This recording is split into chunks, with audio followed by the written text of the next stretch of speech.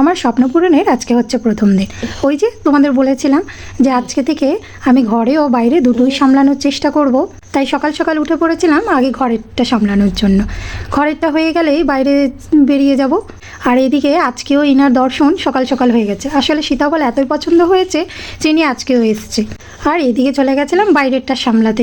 গিয়ে দেখি আমরা আসার আগেই অলরেডি আগে থেকে অনেকেই এসে প্রায় বসে রয়েছে আমাদের অপেক্ষায়।